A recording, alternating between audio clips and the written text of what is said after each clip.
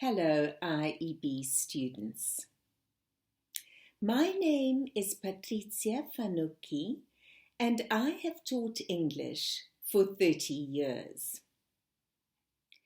Do you wish that you could boost your poetry marks in order to raise your paper 1 mark?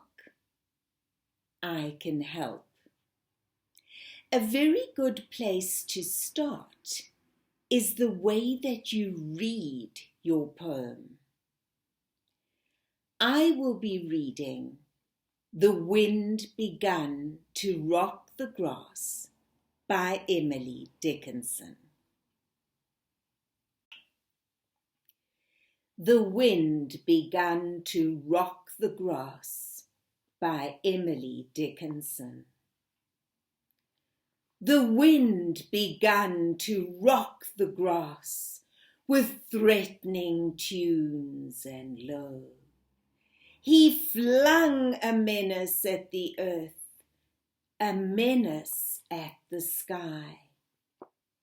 The leaves unhooked themselves from trees and started all abroad. The dust did scoop itself like hands and throw away the road. The wagons quickened on the streets. The thunder hurried slow. The lightning showed a yellow beak and then a livid claw.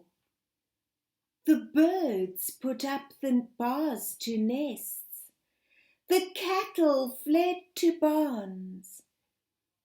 There came one drop of giant rain, and then, as if the hands that held the dams had parted hold, the waters wrecked the sky, but overlooked my father's house, just quartering a tree. Welcome. What storms threaten you? Arguably, the whole world has been caught up in a global menace that has wrecked our lives.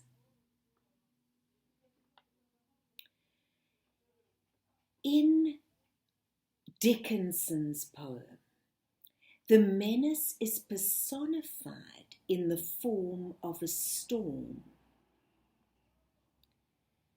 where lightning shows its yellow beak and then its livid claw. Dickinson has been called the mother of free verse.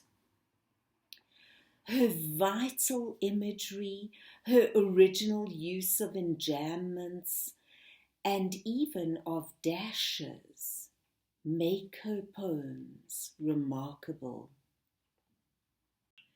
The thing that fascinates me the most about this poem is the way in which the whole of nature seems to spring vividly to life.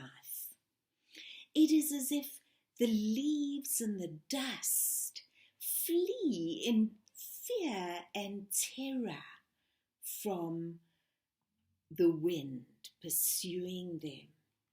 But just look at this amazing line. It's in stanza 2. The dust did scoop itself like hands and throw away the road. It is as if the dust's hands pick up the road and frantically throw it away so that we no longer see the road through the swirls of dust. And what about stanza 3? The lightning shows a yellow beak and then a livid claw. In this metaphor, it's as if nature mimics nature, and it does so boldly and menacingly, doesn't it? The whole poem seems to take a leaf out of the book of the Romantic poets and infuses it with high drama. Her sense of narrow escape and increasing panic is mirrored in her life. She was born in Amherst in 1830, and she died in Amherst, Massachusetts. She never married, and she spent most of her life in her father's house, a large house surrounded by a meadow. She was very close to her brother and sister, but she became increasingly reclusive, and by 1860 she seldom left the house. She communicated with people through writing, but she became more and more reluctant actually to see people. Today, it is possible that we might think of her as a victim of depression or a victim of panic attacks, perhaps.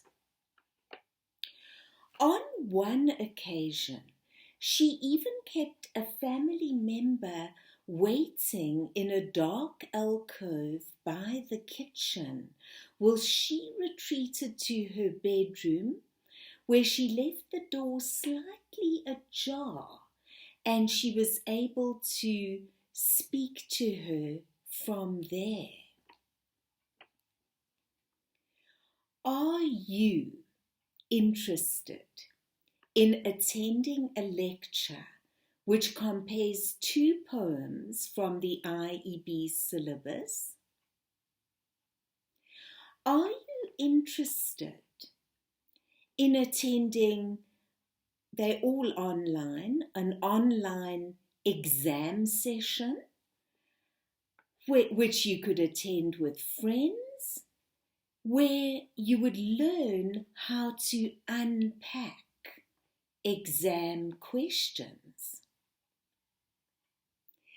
If you are, please click the bell and subscribe, and visit me at my website formuse.org,